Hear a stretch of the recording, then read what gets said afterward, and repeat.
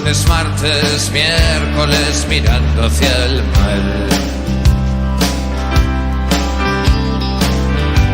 Es un buen lugar para irse a olvidar. Coches policía detrás la ciudad. Ojalá aquella rubia me mire al pasar. Saludos cordiales, muy buenos días, bienvenidos un fin de semana más, un sábado a esto de las 10 de la mañana aquí a la RTT y naturalmente a nuestro programa a El Rompeolas. Búscate un marido con miedo a volar. Un magazine de 2 horas de duración, 120 minutos dedicados a temas que consideramos desde aquí interesantes. Y para eso, pues contamos con la colaboración y la ayuda y el hermanamiento de otras emisoras canarias que se unen para llevar el rompeolas a todos sus oyentes. Así que saludamos desde aquí, de las RTT, en la isla de Tenerife, a Radio Tropi, la emisora salsera, que se une con nosotros también para Onda Colectiva Canaria, Onda Norte, la banda norte de la isla de Tenerife, en la isla de La Gomera. Saludamos a los oyentes de Onda Tagoror, en Gran Canaria Radio Diámetro, a los compañeros y a los oyentes de Radio Diámetro. En Fuerteventura hacemos lo mismo con los compañeros y los oyentes de Sur FM. Y para la isla de La Graciosa y para Lanzarote, que nos están escuchando también a través de la radio insular de Lanzarote.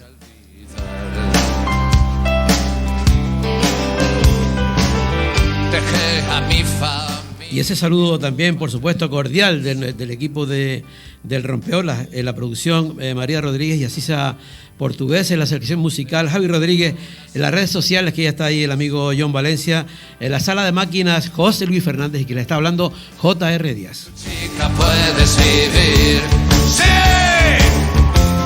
una vida de hogar. Búscate un... Y como siempre abrimos campo con lo que es el menú de la jornada. ¿Qué temas vamos a tocar hoy? Pues vamos a tocar 4 temas interesantes a lo largo de estas 2 horas que estarán salpicadas con buena música, en este caso también con Joe Cocker. Hoy vamos a comenzar a hablar con Sebastián Martín, que es el alcalde de Arico. Con él vamos a hablar acerca de los parques eólicos, de las energías solares y de los entornos naturales del pueblo, del municipio de Arico. Luego vamos a hablar también con José Segura, que es director de Casa África. Vamos a hablar sobre migraciones en la frontera sur de Europa. Luego hablaremos con Daura Vera, que pertenece a Tenerife Antirrumores, juntas en la misma dirección. Y por último hablamos con el amigo Benito Maceira, que nos va a contar esa historia tan interesante y tan bonita que el otro día tuve la oportunidad, y otra gente también que tuvo la oportunidad de verlo a través de la televisión canaria, de cómo fue ese primer trasplante renal en Canarias. Una auténtica historia, no se la pierdan. Eso será ya para finalizar el programa.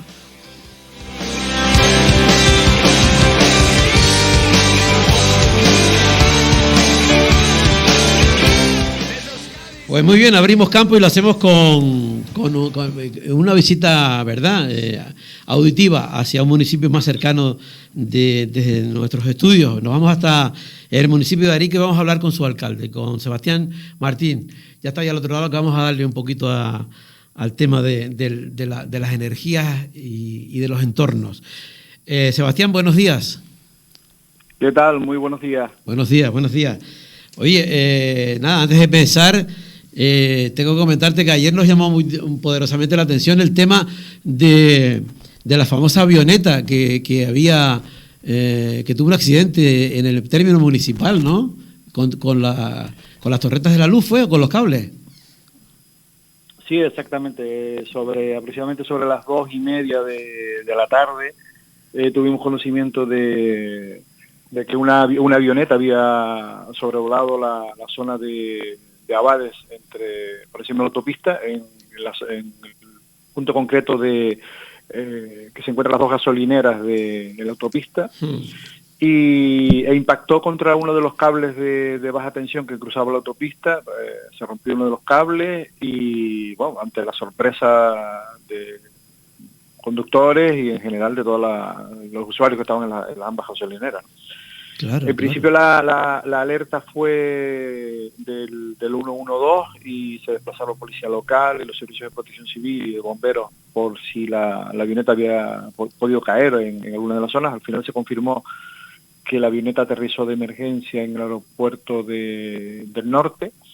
Y como consecuencia del impacto, pues algunos de los barrios del municipio se quedaron sin fluido eléctrico y luego también los cables de baja tensión pues quedaron colgados en las torretas y el daño de alguna manera que también a los cables que no fueron impactados, ¿no? Y yo siempre pensaba que si había un impacto contra un cable podría, pero realmente se rompió y ya está, no pasó más nada. Sí, sorprendentemente hubo los testigos que luego fueron interrogados por la Guardia Civil, lo que confirmaban era que hubo un gran impacto y la avioneta pues superó el incidente, ¿no? También ha llamado bastante la atención que una avioneta sobrevuele tan cerca, a tan pocos metros, una zona de máxima afluencia de tráfico.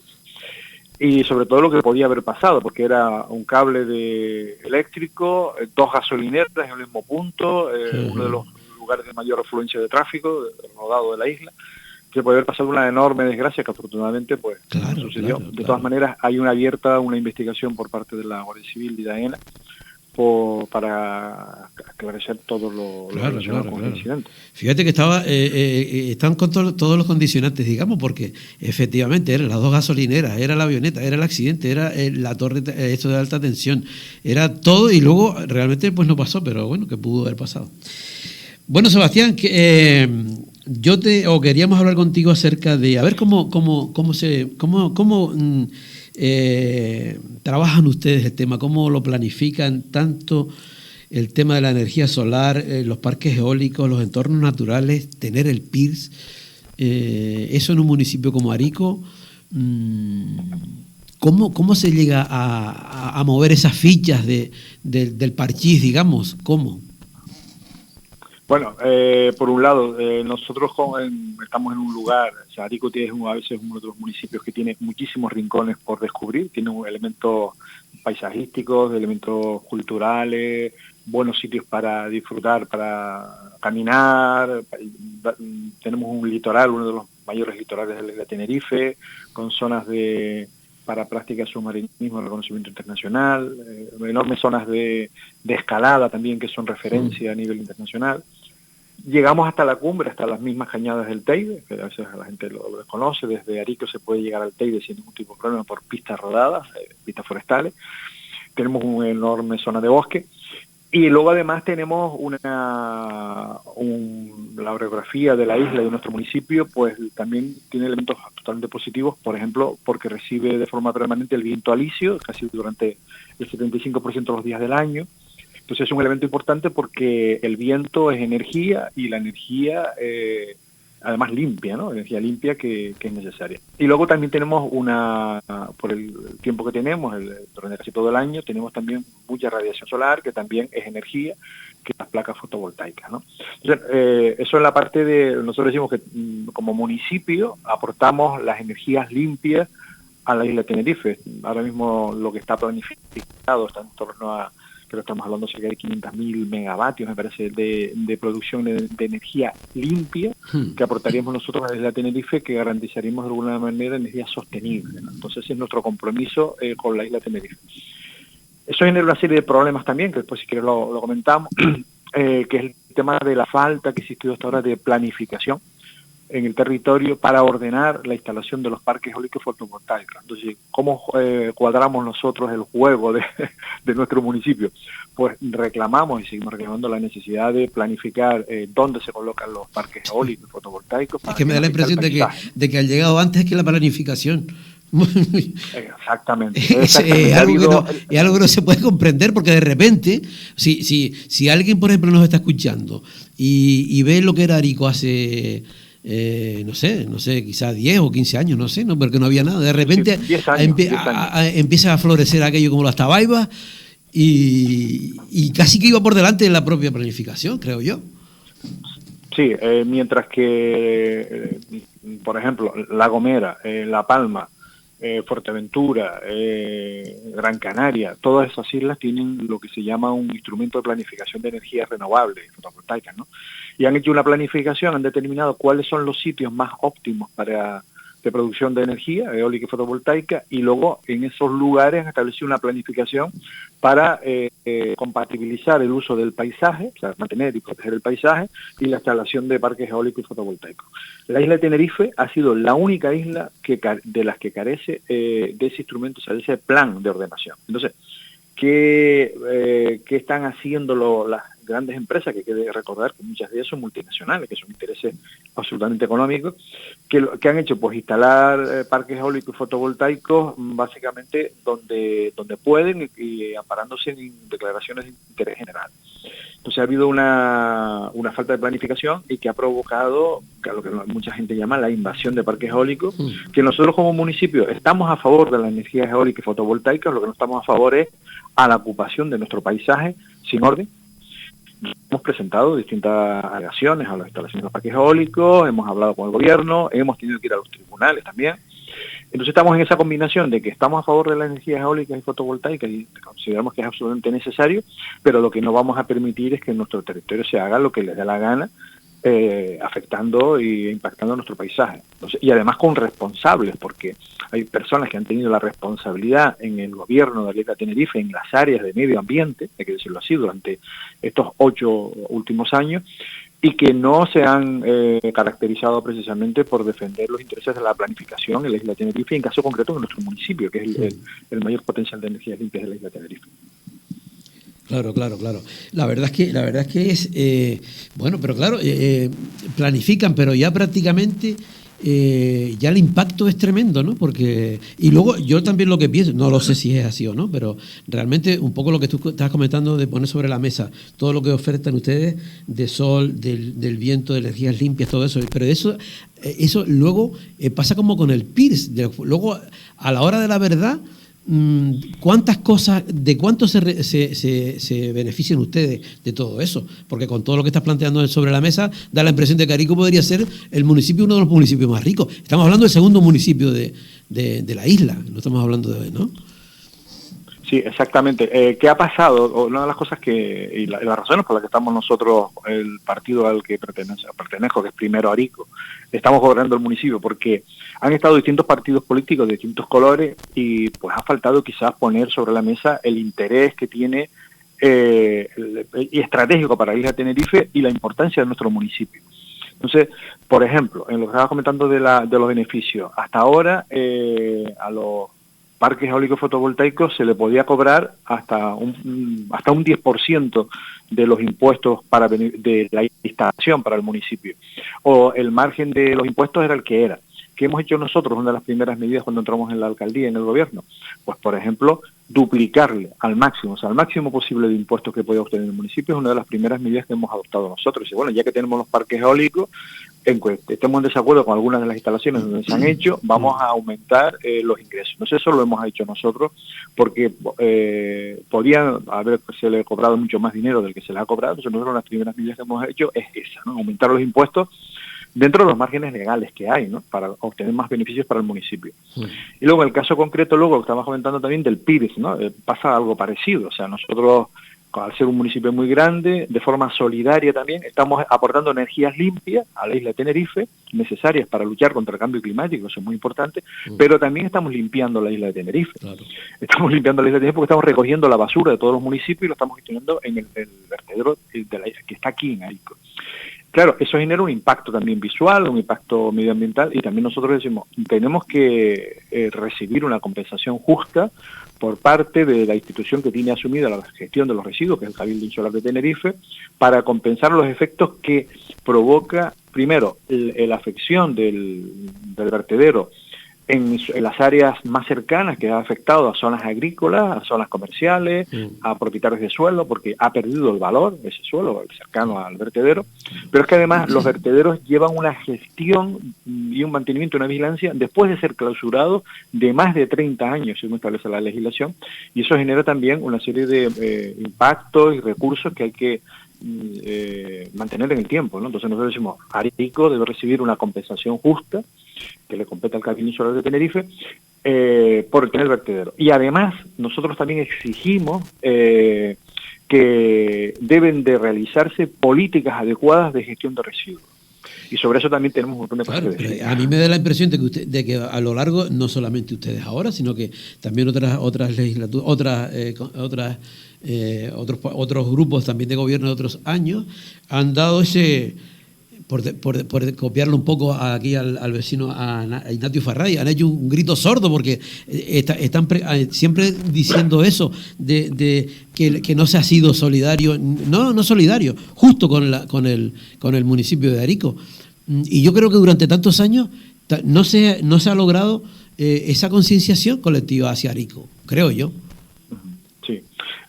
Nosotros exigimos primero una compensación a nuestro municipio por tener una infraestructura, o sea, como tenemos que, por ejemplo, nosotros decimos, tienen que ubicarse en nuestro municipio todo lo que está previsto en la nueva legislación de la Unión Europea, que nosotros llamamos la gestión de la parte limpia de los residuos. Ahí toda esa gestión de la parte orgánica, que debería ser compostable, todo lo que son los residuos generados a partir de plástico, enseres, hay una serie de industrias que están relacionadas, que además genera empleo, que eso nosotros consideramos que debe de mantenerse en nuestro municipio. Pero es que además de eso, nosotros como municipio, claro, nosotros tenemos el vertedero, pero que tenemos que pagar por verter en nuestro propio municipio, ¿no? Es decir, que es una especie de contradicción, ¿no? No, una especie, y luego, sí, bueno. Es una contradicción. Sí. Es como si tuviese que ir a tu cocina, es como si tuviera que ir a tu cocina y pagas el café de alguna manera, que te has tomado esta mañana. Exactamente. Y luego además nosotros estamos legitimados para decir, nosotros no queremos más basura en nuestro municipio y no queremos, y debemos de forzar a que el Cabildo aplique bien las políticas de gestión de residuos en la isla Tenerife. O sea, en el plan de gestión de residuos de Tenerife estaban previstas más de 20 infraestructuras desde hace varios años para que se implantaran en nuestro municipio para reducir en toda la isla la gestión de residuos. Y de esas grandes infraestructuras solamente, según los últimos datos, se han construido 2. Entonces, nosotros hoy deberíamos de estar reduciendo de aquí a varios años la generación de basura mediante la implantación de lo que es el quinto contenedor, que es la gestión de la parte orgánica de la basura, que es casi el 45% de lo que nosotros tiramos se puede reutilizar como materia orgánica, y eso no está desarrollado y no vamos a llegar a cumplir el objetivo de la Unión Europea, y como consecuencia de eso es previsible que nos vaya a sancionar la Unión Europea al Estado español o a Canarias o a la isla Tenerife por una mala gestión o no cumplimiento de los objetivos de la Unión Europea, ¿no? Y eso puede suponer pues que luego tengamos que pagar multas o que repercuta sobre las subvenciones que recibamos desde la Unión Europea. Entonces son enormes responsabilidades que nosotros como municipio que tenemos el vertedero pues exigimos que se cumplan. ¿Y desde cuándo no se regula el tema del vertedero? Porque yo te había leído algunas declaraciones tuyas en las que hablaba de que ya hacía unos años que digamos que eso estaba un poco ahí en stand-by, ¿no? Sí, llevamos lo que es el plan de gestión de residuos, que llevamos 5 años que no se ha actualizado, el de la isla Tenerife, tampoco se ha actualizado el de Canarias, o sea, llevamos un retraso importante en la gestión de residuos, tanto en Canarias como en la isla Tenerife. Estamos en los porcentajes más bajos de reciclaje en la isla Tenerife, y Canarias como territorio a nivel de la comunidad autónoma, de las distintas comunidades autónomas.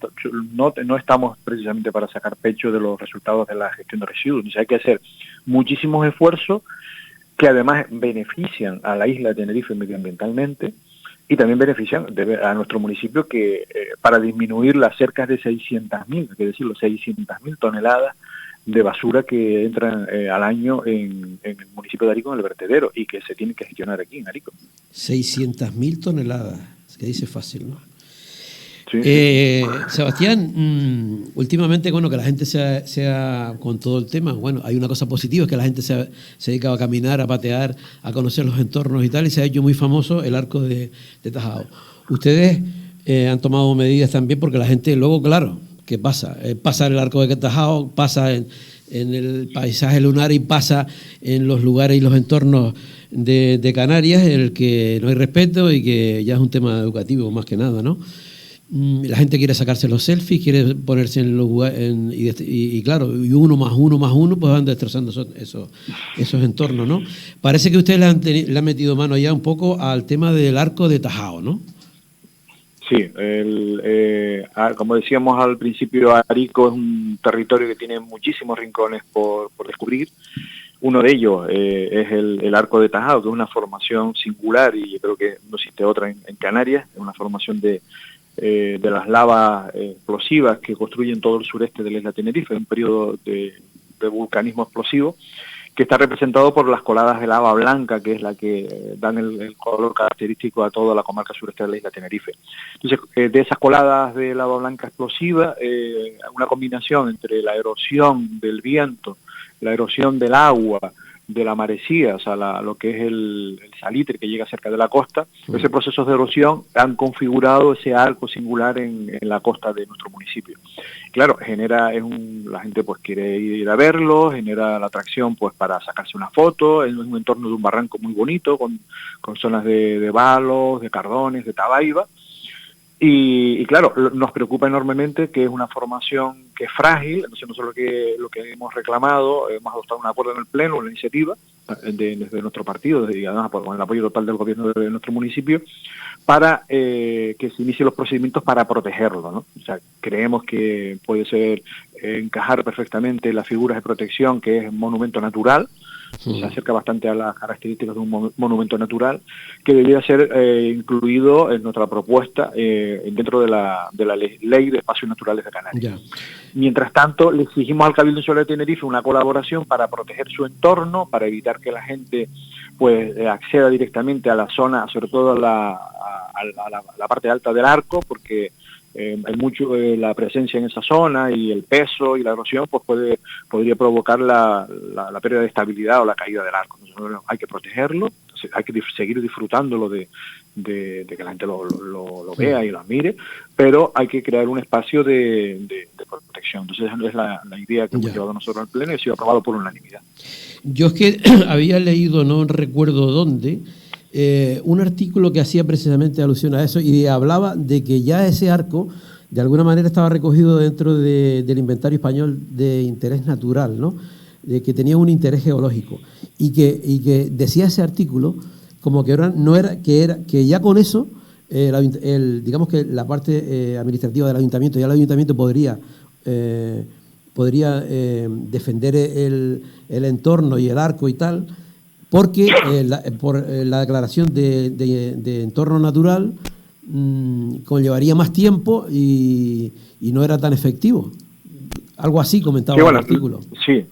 Sí, bueno, nosotros lo que sí vamos a hacer, o sea, ya lo tenemos señalizado, vamos a balizarlo, la zona de... Eso lleva un proceso, ¿no? Pero porque no es un terreno que es privado, el terreno que es privado no es público, entonces una intervención de la administración en un terreno privado pues requiere una serie de procedimientos. Entonces lo que hemos adoptado nosotros es el procedimiento para declarar su protección y a partir de ahí pedir la colaboración porque es obvio que sobrepasa el interés municipal. O sea, es un espacio, el objetivo nuestro es que desde la Universidad de La Laguna se elabore un informe. Nosotros como administración es un suelo rústico. El suelo rústico, las competencias de vigilancia y protección son del Cabildo Insular de Tenerife. Entonces nosotros está cerca de un cauce de un barranco. Entonces nosotros vamos a trabajar de forma coordinada todas las administraciones públicas para garantizar la protección hasta tanto se determina cuál es la figura correcta de protección y ordenación del territorio, ¿no? Ya. Bueno, ya que estamos hablando de entornos naturales y de rincones súper bonitos de Arico, yo voy a hacerte la misma otra pregunta con respecto a otro lugar. El otro día, y con una valoración personal, ¿no? El otro día llevé a un amigo y le fui para enseñarle uno de los elementos para mí definitorios que define perfectamente lo que puede ser Arico, ¿no? O la historia de Arico. Estoy hablando del pino de Rengao. ¿Por qué? Porque ese pino que roza el suelo, que roza la superficie de la tierra, cosa que se diferencia totalmente, porque antes me hablabas de que del arco como era algo único, y yo creo que el pino de Rengao también es algo único. Yo no conozco ningún otro caso así, ¿no? Que casi que besa la tierra, ¿no? y cuando lo llevé para ver el pino de Rengado, él me hablaba de su tierra, que había un pino que definía totalmente, o sea, que era como, en este caso, que había aguantado tanto, era como un elemento de aguante, de empuje, de aguantando los vientos, no han podido con él, ¿no? Era como un símbolo, en este caso de Arico, ¿no? Y sin embargo, ver cómo está, me entristeció de tal manera que yo no supe ni qué decirle, porque aquello que cualquiera que vea allí lo puede ver, el pino con las tuberías que atraviesan el pino, los cables de la luz por arriba, rodeado de cadenas, cemento. Es que yo no entiendo cómo a lo largo de tantos otra vez grupos políticos que han gobernado, ¿no? Puede estar el pino de Rengado en las condiciones que está. Sí, ese es otro de los, digamos, cuando hablamos de los rincones por descubrir, son elementos, y como estos hay muchos más, de nuestro municipio que hay que proteger y hay que colocarlos en el lugar que se merece, ¿no? Como bien has explicado, y hay más ejemplares de pino con esas características en nuestro municipio porque el viento, el viento permanente que tenemos del sureste, la incidencia que tiene sobre la vegetación, entonces le ha dado esa forma característica que tiene el pino, y son elementos que desde luego estamos totalmente de acuerdo con lo que estamos explicando, que hay que proteger, y hay una iniciativa también en ese sentido. ¿Qué pasa? Que sí es cierto que como estamos hablando de suelo que es privado, que todo requiere unos procedimientos, pero vamos, que no le quepa duda de que estamos también trabajando en la protección y en que ese lugar, como otros que los hay en nuestro municipio, tenga las características necesarias de protección y de salvaguarda, ¿no? Y de recuperación, sobre todo para que lo disfrute nuestra población. Claro, Hay zonas también, tenemos también algunos lugares, tenemos algunos cedros dentro de nuestro municipio, que es un ejemplares enormes, que también están en zonas que lo desconocen muchas personas, en la parte alta de nuestro municipio. Tenemos también, por ejemplo, la Piedra de los Valientes, que es otro lugar también emblemático en nuestro municipio, que con referencias históricas desde hace muchísimos años, que era una piedra que levantaban, las referencias hay desde nuestros antepasados aborígenes, la utilizaban como lugar de encuentro y de ejercicio, de demostración de fortaleza, y eso está en nuestro municipio. Y hay referencias a la última persona de Arico Viejo, que fue quien levantó esa piedra, y que después de esa época parece que nadie ha sido capaz de levantarla. O sea que tenemos un conjunto de elementos importantes en nuestro municipio que requieren de ordenarlo, protegerlo y darlos a conocer por ejemplo, a la población que puede tener interés en visitar nuestro municipio. Pues nada, que así sea. Yo espero que, sobre todo por lo que sentí aquel día allí con el pino de Rengado, porque yo casi que podría hablar casi que de tortura. No es que esté abandonado, es que está como la condición que antes comentaba, ¿no? De las cadenas, de toda esa historia. Bueno, Sebastián, pues nada, se nos ha ido el tiempo. Otro día te llamo y seguimos hablando de esas bellezas de Arico, ¿te parece?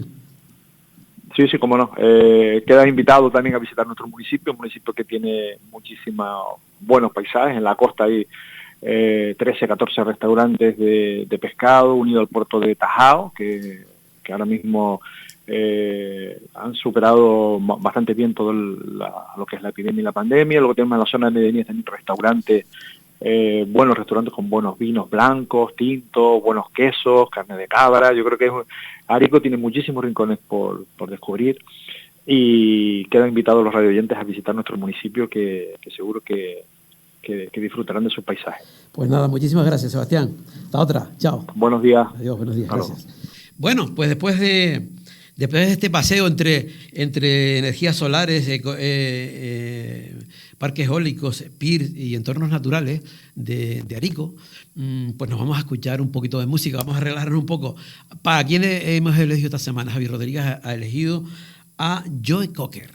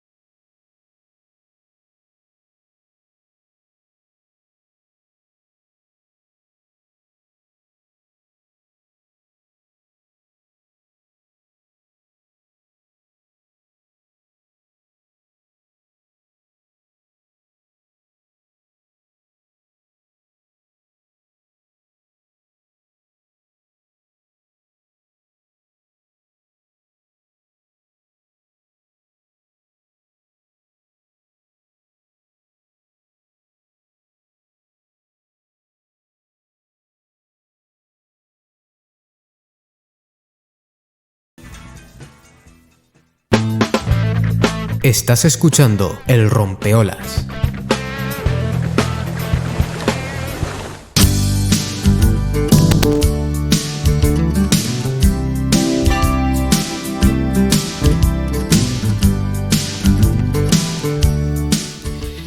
Bueno, pues seguimos adelante con el Rompeolas y nuestro siguiente invitado, ya que estamos hablando de Rompeolas, pues tiene que ver bastante con el mundo de la mar, aunque ahora es director general de Casa África. Hablamos de Pepe Segura, José Segura.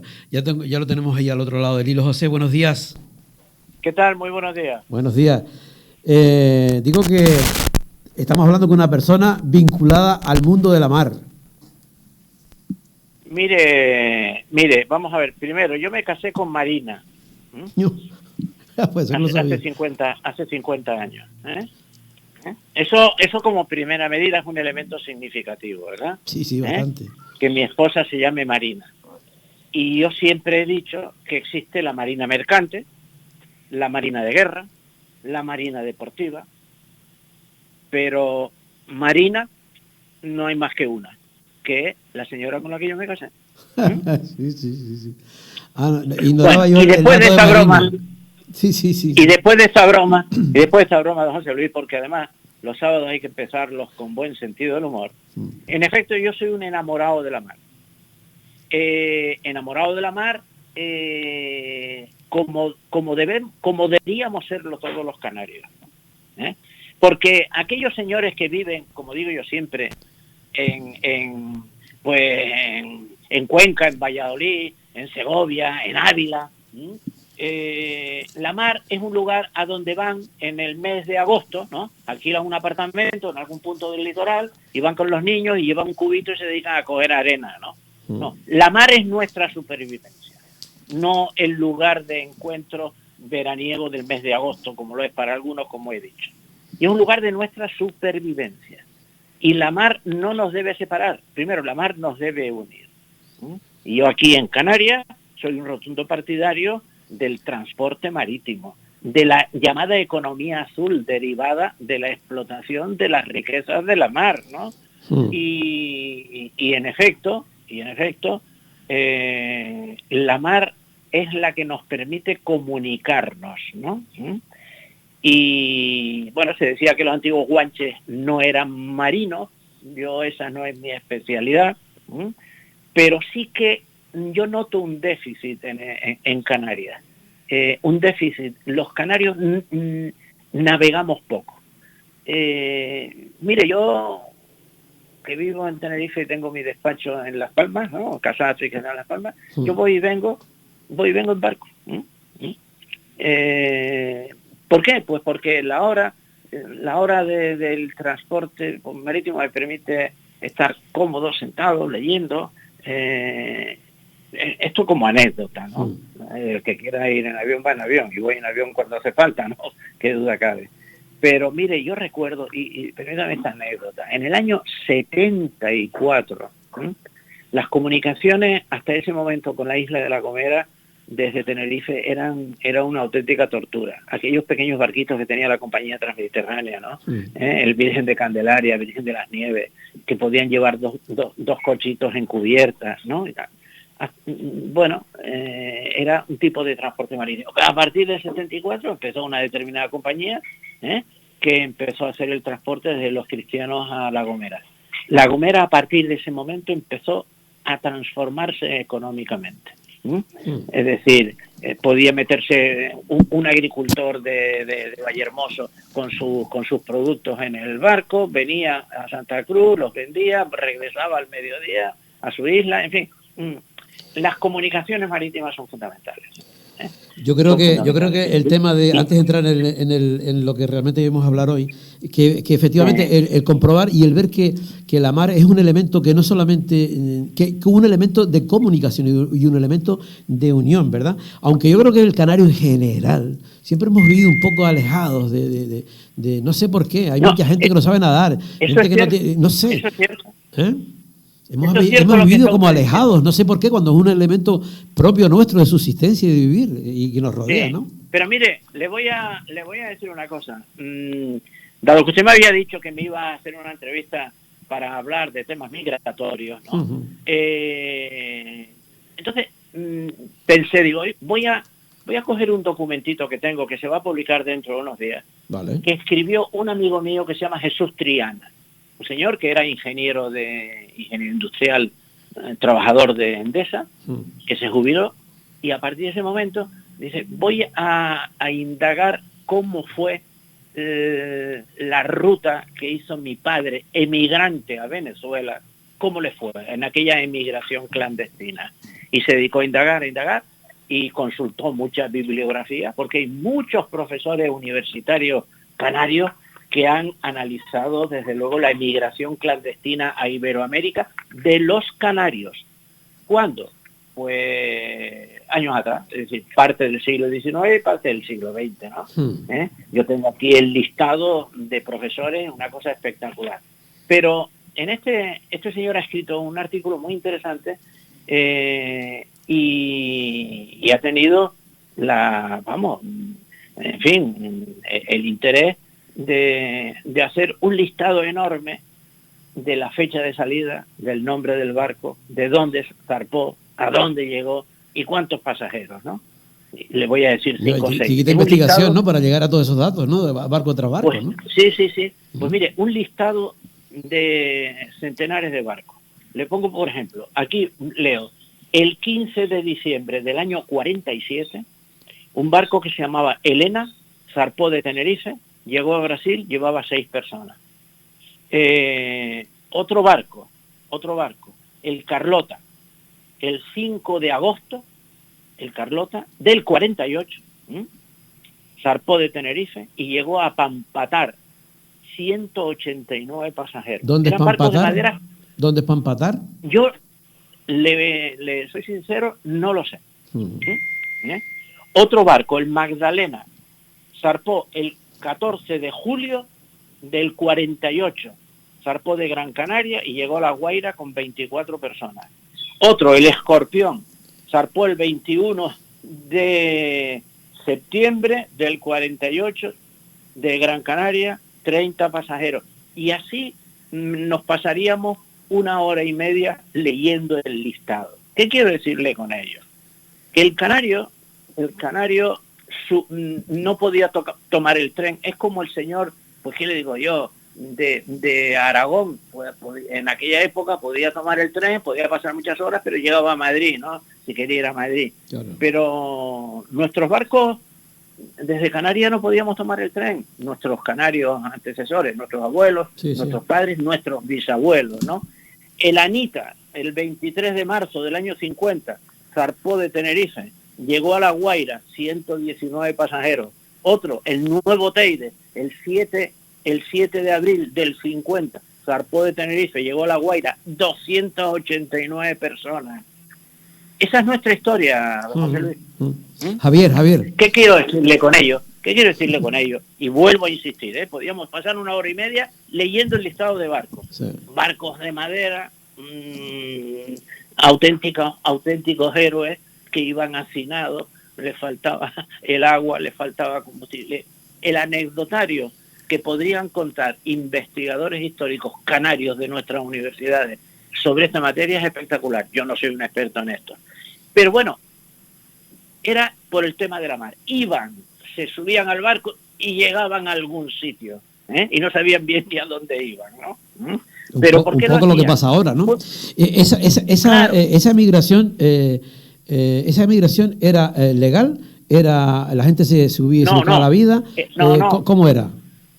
No, mi querido amigo, estoy hablando de inmigración irregular, o sea, ilegal. Ilegal, exacto. Es decir... O sea, que en esa época la gente iba así, ¿no?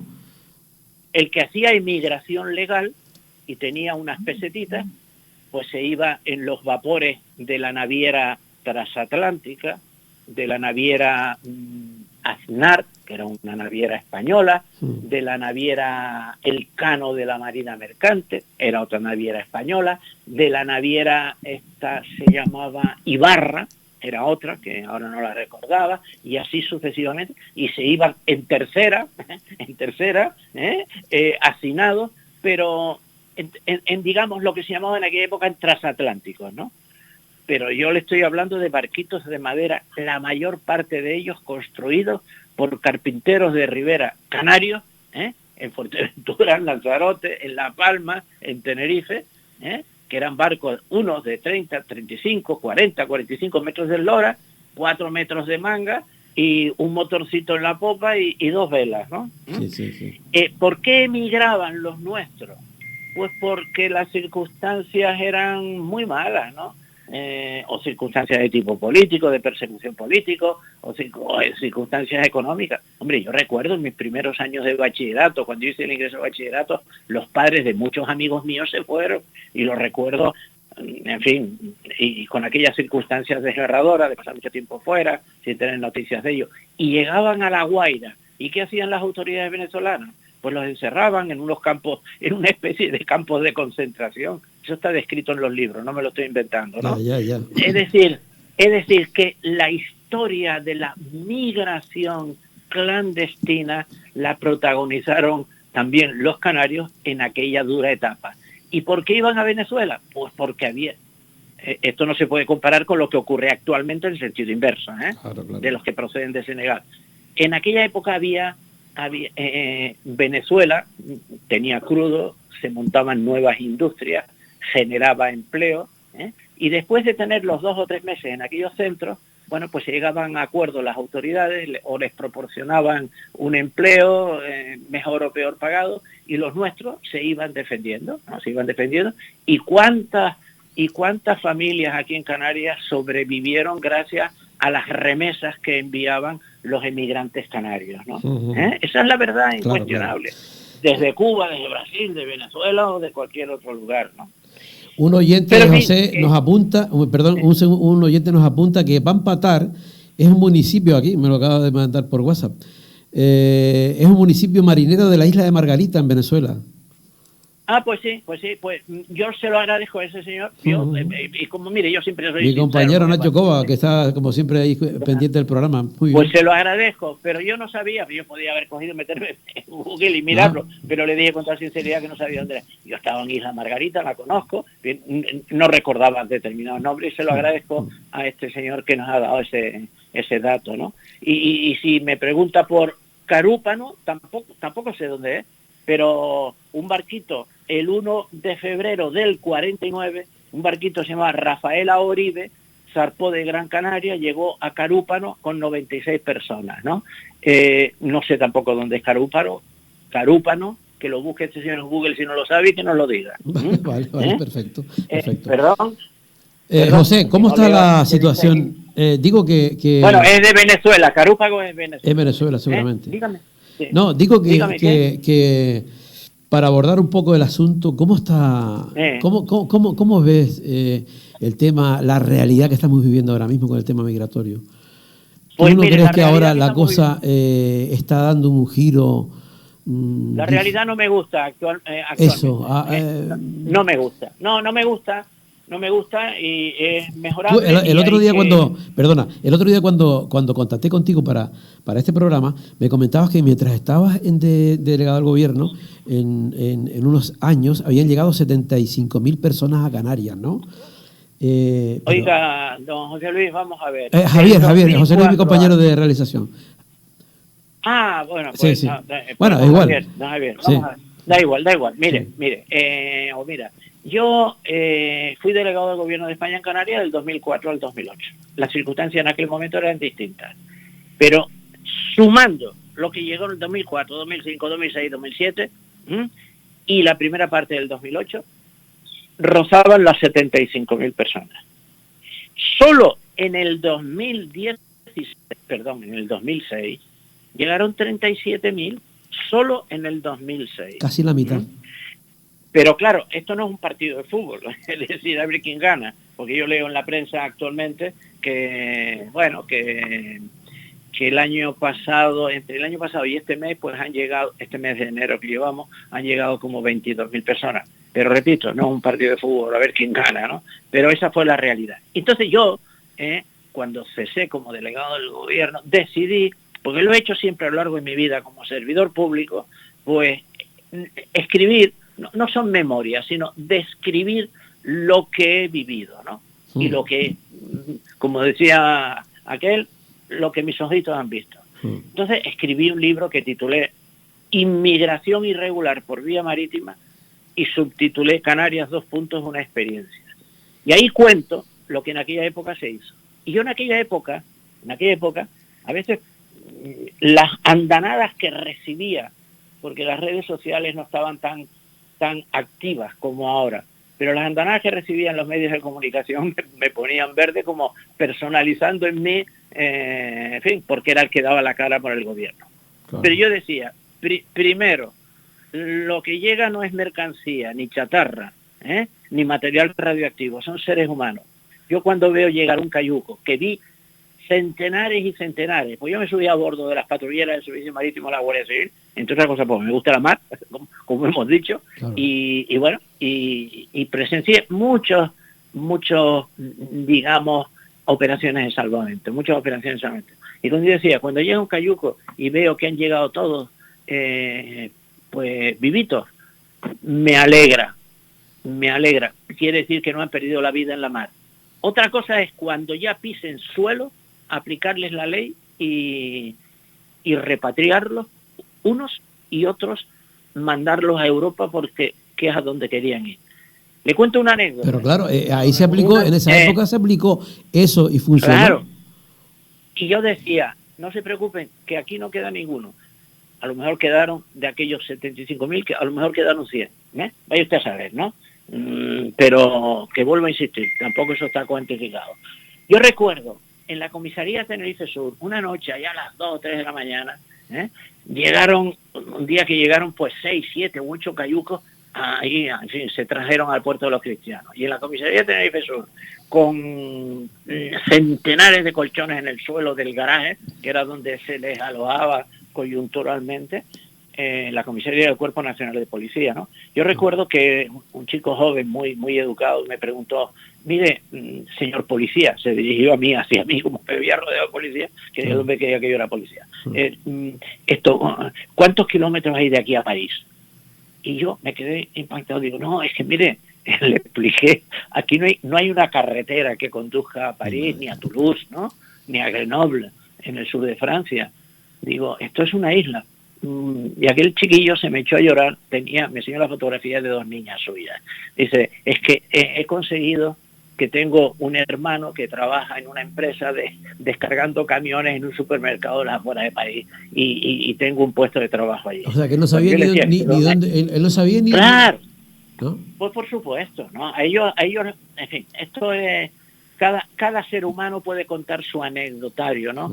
El anecdotario de este pobre hombre era esto, ¿no? Claro. Entonces, eso fue esa época. Pero era una época y en la que se habían suscrito del orden de 18 convenios bilaterales entre España y Gambia, entre España y Marruecos, entre España y Senegal, entre España y Guinea-Conakry, entre España y Guinea-Bissau, entre España y Guinea-Conakry, Mauritania. En fin, convenios bilaterales de repatriación con respeto a los derechos humanos. Y también teníamos fletada una compañía aérea que se llamaba Swisster, ¿no? Donde cada noche o del Reina Sofía o de Gando o de Fuerteventura despegaba un avión que los llevaba o a Sevilla o a Madrid y se alojaban coyunturalmente en centros de acogida de esos puntos de la península y luego desde allí, pues también por acuerdos con el Reino Unido, con Luxemburgo, con Holanda o con Francia, pues se iban distribuyendo. Ahora, ¿cuál es la diferencia con respecto a este año? Pues el puñetero COVID, mi querido amigo. En aquella época no teníamos una pandemia, ¿no? Y esta pandemia ha traído consigo que los aeropuertos estén cerrados. Por ejemplo, en estos momentos, la frontera portuguesa está cerrada con España. Y ustedes pueden decir, oye, bueno, pero en Extremadura, en Galicia, en Castilla-La Mancha, en Castilla-León, Segovia, Ávila, la vida comercial que hay con Portugal es muy importante, ¿no? Lo pongo como ejemplo, ¿no? Entonces, claro, hasta ahora hay graves dificultades para poderlos para poderlos mover. No me gustaría hoy en día verme en la piel, digamos, del delegado del gobierno, ¿no? Claro. El pobre hombre está sufriendo el actual, lo indecible, ¿no? Esto es un poco algunos rasgos, ¿no? Entonces yo lo que quiero que nosotros estamos en una etapa... Pero también es cierto que la posición del gobierno no ha sido esa tan clara que quizás sí se mantuvo en tu época, ¿no? Porque las declaraciones son precisamente esas, o sea que ahora hay un giro un poco en que no viajen. Bueno, claro, y figuridad también lo del COVID, pero está claro que intentan que no salgan de aquí. Sí, pero ¿sabes lo que ocurre? Que vamos a ver, los países, digamos, emisores, por usar un término, sí, ¿no? Están cerrados a recibir a sus compatriotas que se hayan ido. Es decir, con Marruecos, que llegan ciudadanos procedentes de Marruecos a bordo de cayucos, ¿no? Fundamentalmente eso, están llegando a las islas orientales, ¿no? Lanzarote, Fuerteventura y Gran Canaria. Está costando, digamos, repatriarlo. Por circunstancias que, claro, yo no estoy en la gestión, claro, en la gestión diaria, y no sé muy bien por qué. Si fuese delegado del gobierno podría decirle, yo no escondo, claro, no he escondido nunca decir las cosas, ¿no? Ahora, lo que vuelvo a insistir, lo que está ocurriendo, lo que ha ocurrido, esto, bueno, pues como yo le decía el otro día a un amigo, digo, mira, al COVID en 1 año, 2 años o 3 años se le terminará derrotando. La crisis económica, en 3, 4 años terminaremos saliendo del bache. Ahora bien, el fenómeno migratorio es consustancial con la humanidad. Hace 100 años los seres humanos se movían a bordo del globo terráqueo, y dentro de 100 años se seguirán moviendo. Sí, entonces, no, eso está claro, eso está claro. Pero también hay otro dato importante, y es un poco cuando te comentaba al principio que me comentabas que no te gustaba la realidad. Es decir, en toda esta época yo creo que nunca se llegó a los fenómenos que estamos viendo ahora. Cómo está reaccionando la gente, la xenofobia que hay, el odio, es que es tremendo. O sea, ayer mismo, ayer o anteayer, un ataque a una hija de una dirigente saharaui en Las Palmas. Es tremendo, ¿no? ¿Y qué? ¿Pero y qué? ¿Y qué? ¿Eso es nuevo? Quiero decir... Yo no sé si es nuevo o no. Yo creo que es bastante novedoso. Antes se producían también tanto yo creo que no. Nada. De novedad, nada. De novedad, nada. Vamos a ver. 50 años atrás, 50 años atrás, o 30 años atrás, o 25 años atrás, en nuestra tierra ha existido gente muy valiosa, y otros que están como cabras, ¿no? ¿O no? ¿O eso es nuevo? No, eso no es nuevo, eso siempre ha sido. No es nuevo, ¿verdad? No. ¿No es nuevo? Desde que el hombre es hombre. Y luego, respetuosamente digo, y también otros, que han rechazado la estampa del negro, ¿no? En Canarias no hemos rechazado ni a los británicos, ni a los hindúes, ni a los pakistaníes. O sea, es muy... Ay, me llaman ahora, Dios mío. Bueno, el teléfono lo estaban oyendo. No pasa nada. Estoy en una entrevista radiofónica, yo te llamo enseguida. Esto, vamos a ver, desde que yo era niño, me decía, no, vamos a comprar un reloj en Los Indios, en Santa Cruz. ¿Qué quiere decir eso? Que desde hace un siglo hay una colonia hindú y otra colonia pakistaní y una colonia pues de procedente de otros países, que las recibimos y las integramos en Canarias. Y yo hablo desde pequeñito con un niño hindú como con un niño de Tegueste, ¿sabes? ¿O no es verdad? Sí, sí, es verdad, claro, claro. Es decir, si hay algo que ha caracterizado al pueblo canario es esa capacidad de, digamos, de vinculación con personas de otras razas. Bueno, también es cierto que ahora quizá, también con el tema de las redes sociales, Claro, pues Hoy cualquiera en día, se antes hace... dije yo que siempre han existido individuos que están como cabras, y reitero el término. Ujú. Bueno, poquitos de la sociedad, pero han existido. Pues siguen existiendo, pero antes no tenían las redes sociales y ahora sí. Y desde luego, ¿cuántos individuos aprovechan las redes sociales y se dedican a insultar, a difamar, a montar Sí, campañas? pero Que pueden llevar luego, detrás legiones de gente también, ¿sabes? Que un poco lo sí, que... claro, pues nuestra obligación, yo no voy a dictarle la obligación a nadie, ¿no? Claro. Pero la obligación de las personas sensatas de esta tierra y de cualquier otra es no prestarle atención, no darles cancha a los que están como cabras, ¿sabes? Ujú. Que luego, que unos están como cabras y otros son profundamente malévolos. Pero es un porcentaje reducido de la ciudadanía. Sin embargo, el porcentaje mayoritario de la ciudadanía es un porcentaje comprensivo. Y lo que hay que hacer es que colaborar con las autoridades, colaborar con las instituciones para buscar salidas razonables. La inmensa mayoría calla, ¿sabes? Y esa Sí. mínima minoría es la que está ladrando, ¿no? ¿Sabes? Sí, estoy de acuerdo con usted, estoy de acuerdo contigo, totalmente de acuerdo, es una minoría. Pues lo que hay que hacer es que esa minoría no se envalentone, ¿no?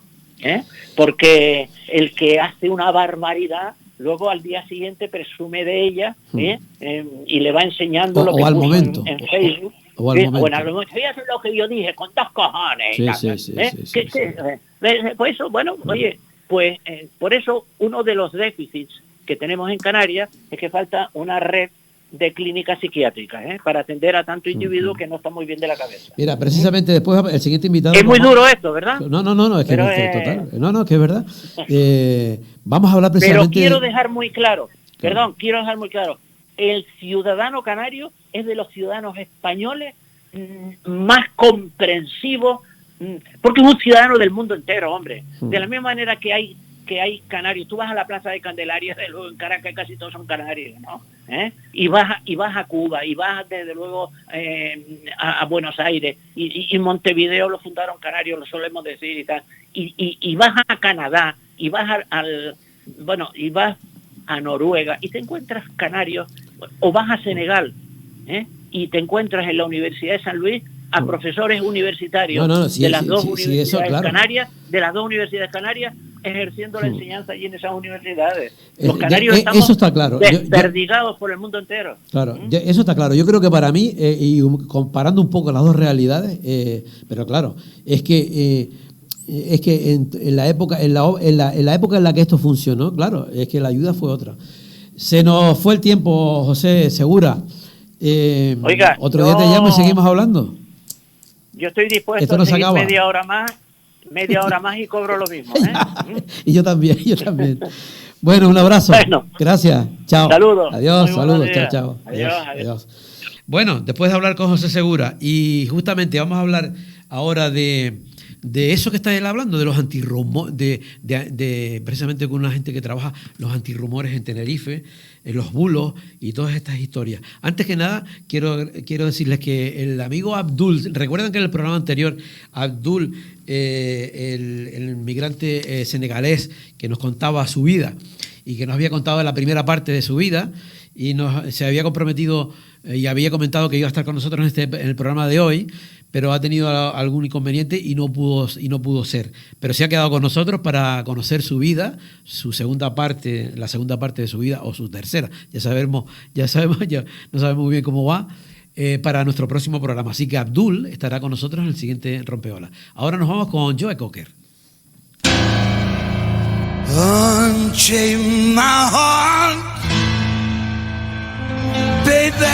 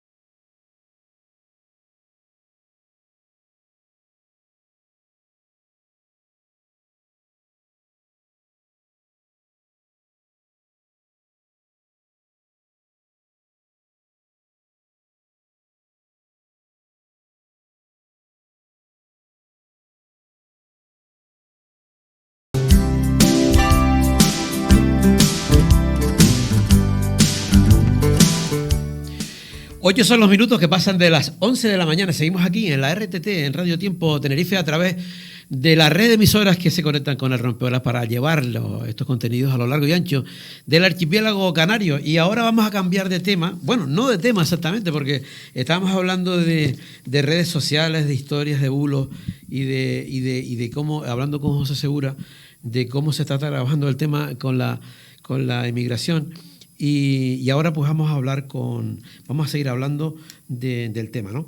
Vamos a hablar con una asociación de gente que trabaja los antirrumores.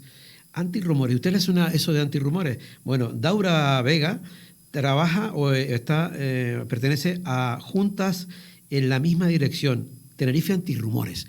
Vamos a ver qué es eso de antirrumores. Yo creo que ahora más que nunca es necesario ir aplacando todo esto, los bulos, las historias, lo que no sabe uno nunca ya si es verdad, si es mentira. En fin, vamos a ver. Daura, buenos días. Hola, buenos días. ¿Qué tal? Esto que estamos hablando va a ser verdad, ¿verdad? No es ningún bulo, es cierto, ¿no?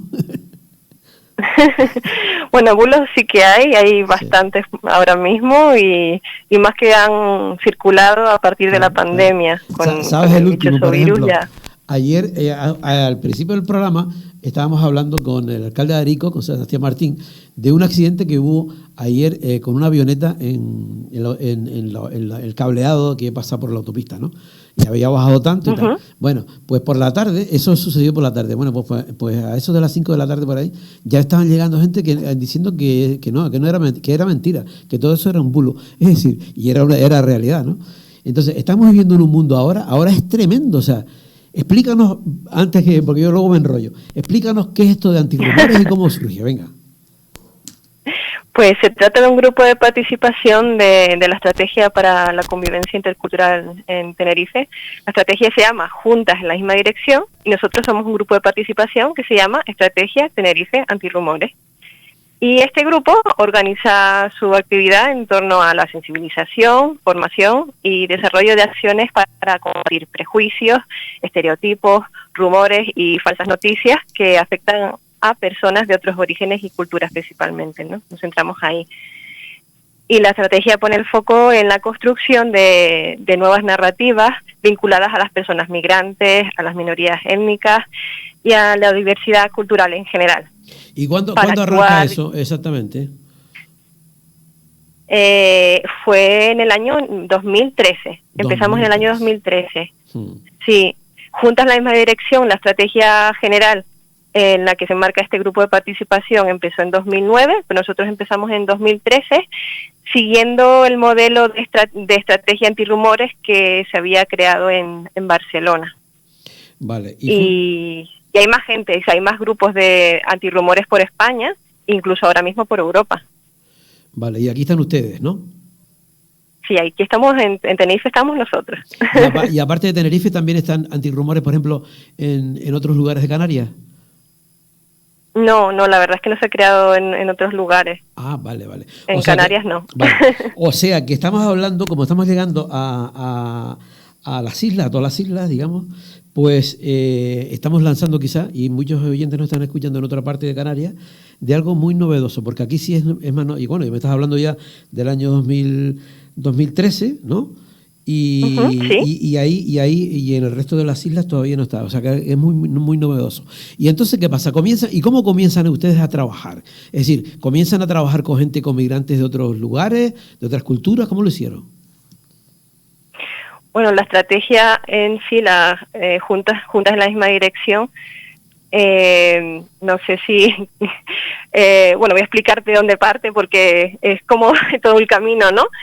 Sí, yo creo que es conveniente un poco explicar para que la gente sepa exactamente esto. El marco, ¿no? El marco, claro. Sí, de donde partimos. Pues mira, Juntas en la misma dirección, que está promovida por la Consejería Insular de Empleo, Desarrollo Socioeconómico y Acción Exterior del Cabildo de Tenerife, al mismo tiempo también con la Universidad de la Laguna a través de la Fundación General, y el Observatorio de Inmigración de Tenerife, OBITEN. De ahí, bueno, del observatorio es donde surge todo esto, toda esta estrategia, que lo que busca principalmente la estrategia Juntas en la misma dirección es trabajar la convivencia en una sociedad diversa en cultura, que utiliza como herramienta la participación social mediante la creación de espacios de construcción entre personas de diferentes culturas, religiones, procedencias y formas de pensar. Entonces, en 2009 fue cuando todo esto empezó, ¿no? Y se buscaban fórmulas en las que las personas migrantes y no migrantes, es decir, toda la sociedad, sentara las bases de un proceso participativo para lograr unas estructuras de participación inclusiva, para construir una sociedad pues respetuosa, sostenible y enriquecedora en la que todas las personas quepan, digamos, ¿no? Entonces se crearon, poco a poco fueron apareciendo 9 grupos de trabajo, que no son pocos, y entre ellos está antirrumores, en la estrategia antirrumores, la estrategia Tenerife antirrumores. No sé si se ha quedado claro, pero un poco para ver de dónde parte. Vale, pero bien, entonces, en esos grupos, por ejemplo, de trabajo, ¿no? Yo te digo, a ver, yo me imagino que nuestros oyentes estarán más o menos al mismo nivel que yo en ese sentido. Entonces cuando comienzan a trabajar en esos grupos de trabajo, ¿cómo en el que hay gente de otras culturas, está, digamos, toda la sociedad representada o parte de la sociedad, ¿no? En esos grupos de trabajo, ¿cómo se lleva a cabo después esos trabajos? ¿Cómo se infiltran de igual, digamos, en el resto de la sociedad? ¿Cómo se puede ir, cómo puede ir ganando espacio, ganando terreno esos pensamientos? No sé si me explico. Pues nosotros lo que hacemos cuando empezamos a trabajar, principalmente seguimos una metodología, es decir, pues seguimos, aparte teórica en la que nos basamos, está ahí, ¿no? Digamos, para construir un programa de actividades. Entonces hacemos un análisis de cuáles son las necesidades que hay en el momento, pues en este caso pues combatir los prejuicios y los estereotipos son... Por ejemplo, ahora con la realidad que estamos viviendo. Básicamente. Imagínate, ¿no? Sí. Pues nuestro objetivo ahora mismo, porque estamos el programa en el que estamos enmarcados, porque hemos llevado... este es el tercer programa que creamos, el tercer plan de grupo. Nuestro objetivo es mejorar la convivencia intercultural, en especial, sobre todo en la población juvenil, y con la situación actual nos hemos visto un poco obligadas o impulsadas a crear más acciones vinculadas a frenar los bulos que se están creando. De hecho, en el año 2020 creamos una campaña que se llama Juntas Verificamos, para dar a conocer diferentes herramientas y consejos para identificar noticias falsas, bulos que hacen ahora mismo pues complicada la situación, sobre todo con la pandemia, ¿no? Lo que no me queda muy claro es cómo ese trabajo que ustedes tienen después salpica y puede llegar al resto de la sociedad para que la sociedad comience a respirar un poco ese sistema, ¿no? El sistema de ustedes. Pues lo que hacemos, primero convocamos, nosotros usamos nuestras propias redes sociales y todo para convocar a la gente. Sí. Digamos que es un llamamiento siempre, los grupos son grupos abiertos, la construcción se hace de manera participativa o participada, mejor dicho. Entonces hacemos convocatorias abiertas a través de las redes sociales que tenemos en Facebook y en Twitter también, incluso Instagram, juntas en la misma dirección, tiene también en cuenta en Instagram.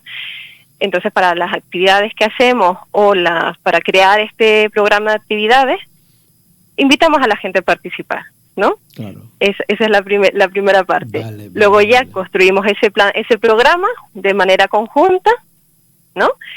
Y luego ya empezamos a andar con las actividades, y las actividades también las difundimos, igual que las reuniones o encuentros que hacemos, también los difundimos a través de nuestras redes sociales, y poco a poco hemos crecido. Y, además, a través del...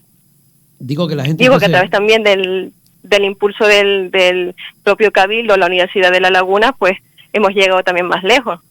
Claro. En esa difusión, o sea que las propias personas también entran, digamos, en las redes sociales de ustedes y comienzan a participar así, ¿no? Es un poco la... Sí. Vale. O sea que cualquiera de hecho, cuando comenzamos a crear un programa de actividades, toda esta parte de planificación, lo que hacemos es también invitar a asociaciones o grupos informales que estén trabajando en el mismo ámbito, o incluso sin trabajar en el mismo ámbito, pero que si, por ejemplo, nuestro programa actual es para trabajar con jóvenes, podemos invitar a asociaciones que trabajen con personas jóvenes, ¿sabes? Entonces, lo que buscamos es, durante todo el momento, ir invitando a gente para que participe y también sea protagonista del propio proceso. Claro, yo creo que una cosa súper interesante también sería, digo yo, por ejemplo, hay campañas a nivel educativo, por ejemplo, en los institutos, colegios y demás, ¿no? En la que van muchas veces, hay determinados días en los que y fechas y tal, en la que esas organizaciones van y dan a conocer todo eso a los chicos. Sería súper, bueno, me imagino que ya lo harán, ¿no? Pero sería súper interesante también un poco el poder introducirse dentro de ese mundillo para poder contactar con la gente de institutos, de colegios, sí. ¿no? De hecho, ya lo hacemos. Nosotros, dentro de nuestras 3 líneas de acción, una de ellas es la línea formativa. Entonces, desarrollamos talleres formativos de sensibilización y hemos ido a institutos, hemos ido a formación profesional. Ahora mismo estamos trabajando con ADIN, que es una asociación de personas con diversidad funcional. Ajá. Principalmente son jóvenes, pero bueno, hay de todas las edades, pero sobre todo haciendo más incidencia ahora mismo en las personas jóvenes. Pues sí, hemos llegado a distintos centros, a distintas áreas educativas, y ahí seguimos, ¿no? En todos los programas que hemos desarrollado. Hemos hecho, bueno, te puedo contar que hemos hecho 35 talleres de sensibilización, nada menos. 35, wow. Agüita, ¿no? Está súper bien, está súper bien. Mira, y cuando ves, por ejemplo, supongo que lo habrás visto, imágenes de que estamos viendo ahora en las redes. Antes estábamos hablando con José Segura y él nos comentaba que cuando él era delegado del gobierno, que aparecía todo el tema migratorio también y tal, pero que claro, que en aquella época hubo también otras soluciones, ¿no? Pero no existían las redes sociales, con lo cual, pues todo lo que está pasando ahora no se daba, ¿no? Pero yo, por ejemplo, he visto antiguamente, o sea, ayer o anteayer, imágenes, por ejemplo, de las reollas en Gran Canaria, o sea, imágenes que yo ya no sé, que evidentemente eso es nuevo, y si no es nuevo, por lo menos las redes sociales han hecho que se difunda de una manera que no sé si ustedes plantean, o sea, ¿qué piensan ustedes desde la óptica de ustedes ante eso? Pues mira, desde el año pasado que ha crecido totalmente la preocupación dentro del grupo, porque nosotros tenemos nuestro programa, pero también vemos la realidad que nos rodea, y en el momento de actuar pues queremos crear acciones que sean para ahora, ¿no? Incluso para ayer. Claro. En este caso, con todo el tema de los bulos, de todas las imágenes y los vídeos que se están difundiendo sin ningún tipo de contraste, sino la gente difunde cosas sin saber de dónde vienen, ¿no? Sí. Pues aparte de lo que comentaba antes, de la campaña de Juntas Verificamos, donde hemos compartido semanalmente herramientas y consejos para identificar noticias falsas y bulos, pues ahora mismo estamos creando una especie de guía de claves para la labor informativa, para la labor periodística. Esto es enfocado sobre todo a periodistas, fotoperiodistas, porque bueno, por una parte muy importante también es la labor que se hace desde los medios de comunicación, y la verdad es que damos muchas gracias por los espacios como este en que podemos difundir, ¿no? y compartir lo que hacemos. Entonces eso por una parte, estas claves para mejorar sobre todo en estos aspectos sobre todo con los bulos que están apareciendo, ¿no? Sí. Y dar una información lo más completa posible y con un enfoque, no, por ejemplo, intentando evitar el enfoque de que nos invaden y que son una amenaza, ese tipo de cosas que se ven mucho, ¿no? Sí. Sino un enfoque más positivo y realista, porque no es verdad lo que muchas veces se difunde.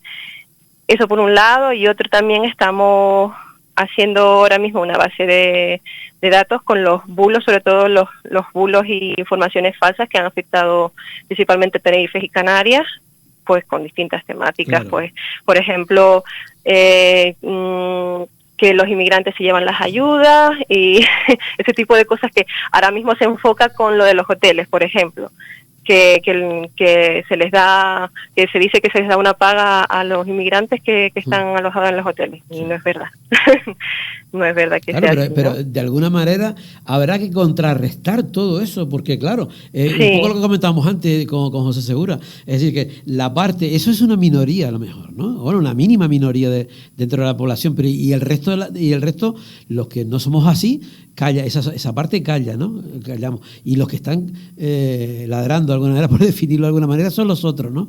Entonces, hay que hablar y decir, esto no es verdad. Sí, La gente también tiene que exacto. escuchar lo positivo, también tiene que saber, no, eso no es verdad, y conocer y escucharlo, porque lo que tú único que estás escuchando es siempre lo mismo, que están en el hotel, que le pagan dinero, yo qué sé, ¿sabes? Nosotros lo que hacemos, sobre todo, y hemos hecho durante todos estos años, es ofrecer datos y argumentos para generar contraargumentos sólidos frente a los discursos xenófobos, racistas y discriminatorios que circulan. Entonces, con eso, eso es una parte, pero hay gente que no quiere escuchar información, entonces hay que usar otras herramientas Claro. que ya van más en base a la empatía o ver otras formas de cómo colarnos por ahí, ¿no? Es complejo, pero bueno, poco a poco hemos Claro. también creado métodos para eso, ¿no? Claro, es que me recuerda un poco lo que estás comentando, no sé por qué me vino ahora a la mente, el mundo de la lucha canaria, ¿no? Entonces, en el mundo de la lucha canaria siempre una maña, una agarrada, en una maña, pues siempre se hace una lucha, una maña, y el contrario aprovecha, digamos, esa maña esa técnica que has usado para contrariarte. Pero para poderte contrariar necesita que tú empieces el movimiento, ¿no? De alguna manera, ¿no? Entonces también, si vienen esas noticias malas, ¿verdad? Ustedes me da la impresión de que están aprovechando las noticias malas para contrariarlas y después ofrecer la realidad, ¿no? Sí. Sí, bueno, pues podría ser una forma de verlo, me gusta. Vale. Y bastante adaptada al terreno, ¿no? Pues sí, es verdad. A un terreno que Claro, porque es que me hiciste pensar, porque cuando comentaste que ustedes no dejan de tocar el tema que se está diciendo, ¿no? No dejan de hablarlo. Entonces, no dejan de hablarlo, intentan explicarlo de otra manera. La gente, quizás, hay mucha gente que no quiere entender eso, y ustedes tienen que aprovechar eso para buscar otro resquicio donde meter la información válida, ¿no? Sí, porque muchas veces la gente no les importa tanto la información, sino se llevan más bien por las emociones del momento. Pues ahora mismo, cuando hablamos de que la inmigración es una amenaza, pues la gente lo que siente es miedo. Entonces, en base al miedo, actúan, ¿no? Claro.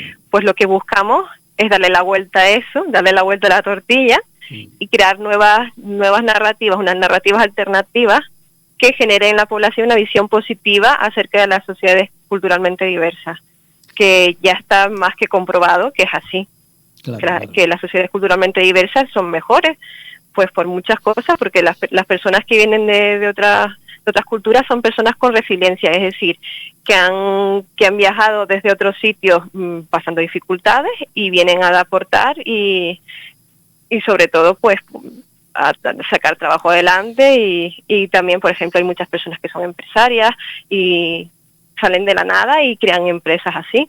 Siempre enriquece. Digamos que exacto, son cosas que... Yo he trabajado siempre en el tema educativo, pero yo recuerdo cuando comenzó el tema migratorio y todos los maestros nos echamos las manos a la cabeza pensando qué iba a pasar, cómo se iba a gestionar y toda esa historia, ¿no?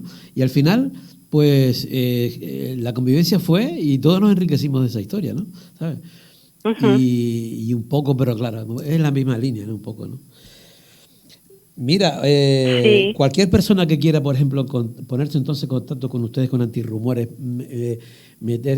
apoyar un poco la situación de ustedes o contribuir, ¿qué tiene que hacer? Entonces, mirarlo a través de las redes. de nuestras redes, pues mira, estamos en Facebook y en Twitter como Estrategia Tenerife Antirrumores. Igualmente, a través de la página de Juntas en la misma dirección, tanto en Facebook como en Twitter también está, Juntas en la misma dirección. Y nuestro correo electrónico también, pueden contactar con nosotros a través de nuestro correo electrónico, que es tenerifeantirrumores@gmail.com. Pues muy bien, dicho queda. Cualquier cosa que quieras, que quieran ustedes, en el Rompeolas tendrás siempre una salida, ¿vale? Una ventana, ¿vale? Así que Muchísimas gracias. ¿vale? Podremos contar si quieren las próximas actividades próximamente. Claro. Sí, Sí, cuéntame. Aprovecha. Pues mira, aprovecho. Pues ahora mismo estamos pendientes de crear una formación para la gestión de la diversidad cultural, una formación sobre gestión de la diversidad cultural para técnicos y técnicas de juventud y representantes de asociaciones juveniles. Seguimos con los talleres de sensibilización con la asociación ADIN, como decía antes, y en el futuro esperamos también crear una mesa de diálogo abierto acerca de las mujeres musulmanas, que ya estaba en camino desde 2019, pero sabemos que con todo lo que ha sucedido en 2020 se ha hecho más difícil. Entonces lo que buscamos ahora mismo sobre todo es hacer actividades online para que la gente pueda participar dialogando, pero a través de las redes. Vale. Pues nada, entraré por ahí y cuando estén desarrollando algo te vuelvo a llamar y nos lo vamos comentando si te parece, ¿vale? Muy bien, Javier. Muchísimas gracias. Gracias, chao. Gracias por haber estado con nosotros, chao. Bueno, pues Tenerife Antirrumores. A ver si la semillita también sale, ¿verdad? Y en otras islas, en el resto de las islas, pues también se va trabajando ese tema de antirrumores. Bueno, otro poquito de música, ¿verdad? En este caso, hoy nos acompaña y está con nosotros Joe Cocker.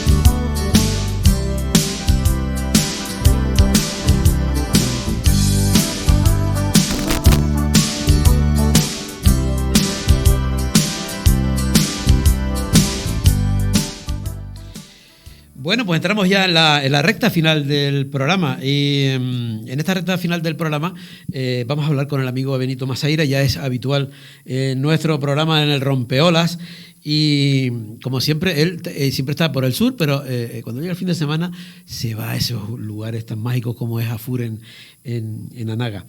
Y con él vamos a hablar naturalmente de esa historia que yo antes le comentaba, de ese primer trasplante renal que tuvimos la oportunidad, quien tuvo la oportunidad de verlo a través de la televisión canaria el otro día, y que es alucinante. Eso nos lo va a contar ahora. Benito, buenos días. Hola, buenos días, José Luis. Javier. Hoy todo el mundo, me confunde con José Luis. Sí, claro. Sí. No, es que me acaba de llamar José Luis, claro. Y por eso me lié. No, es que el guapo soy sabré yo que te llamas Javier, ¿no? Claro. Es que el guapo soy yo. Benito. Hombre, está claro. Está claro. Bueno, ¿qué pasó? ¿Qué tal? ¿Cómo anda Fur?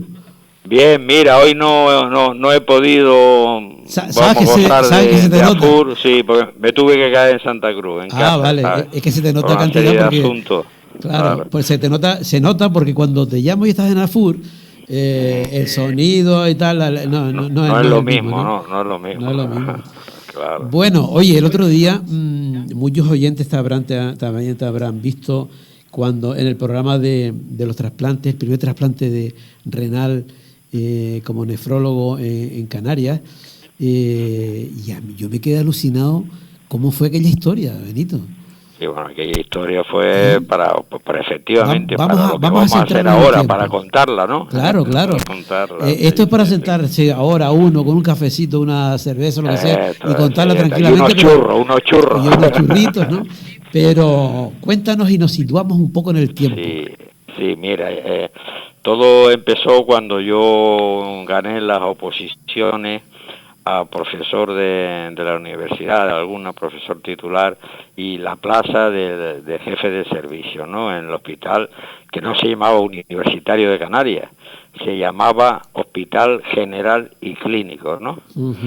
Entonces, cuando llegué, que era chaval muy joven, pues tenía 35 años recién cumplidos, me di cuenta de una cosa terrible, ¿no? Me di cuenta que la cantidad de enfermos renales que teníamos en Canarias, no solamente en Tenerife, ¿no? En todo el archipiélago, en diálisis, era tremendo. Casi triplicaba el número de enfermos renales que había en el país. Es decir, dicho de otra manera, por cada enfermo peninsular, ¿no? Peninsular y balear, ¿no? Que entraba en diálisis, por cada enfermo de esos entraban 3 canarios, ¿no? Y era una cosa tremenda, ¿no? Porque, claro, en aquel tiempo, te estoy hablando de 78, 79, ¿no? No teníamos tantas facilidades como tenemos ahora, ni tantas ventajas técnicas en la diálisis. Y me di cuenta que lo terrible era que además los enfermos renales en diálisis de Canarias tenían muy poca posibilidad de conseguir, de optar por el tratamiento mejor que tiene la insuficiencia renal terminal. Benito, perdona, perdona que te interrumpa ahora. Mucha gente te siguió cuando tú explicabas el porqué, pero yo creo que ahora que lo has contado, podrías introducir, si te parece, que mucha gente se estará preguntando por qué, mucha gente que no te escuchó la otra vez, por qué nosotros teníamos 3 casos y el peninsular 1. ¿Por qué se daba eso tanto aquí? Esto nos dimos cuenta, claro, al cabo de poco tiempo en que yo llegué aquí y tal, nos dimos cuenta que la culpa de esa abundancia de enfermos en diálisis la tenía la cantidad de enfermos diabéticos complicados, porque una de las complicaciones de la diabetes, de la más importante, aparte de la ceguera, ¿no? Y de las amputaciones, etcétera, era el que atacaba el riñón, era que se cargaba el riñón.